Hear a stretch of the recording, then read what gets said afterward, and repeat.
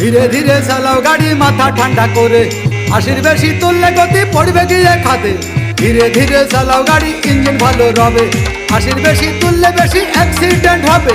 100 kilo যাওয়ার পরে 100 kilo যাওয়ার পরে রং থাকে আবার স্টার্ট দেবে। যত গুতাও কাজ হবে না বন্ধ হয়ে যাবে, যত গুতাও কাজ হবে না বন্ধ হয়ে যাবে। বিরতিহীন ভাবে গাড়ি চালাইলে পরে গাড়ি যাবে গরম হয়ে, মোবিল বেশি খাবে।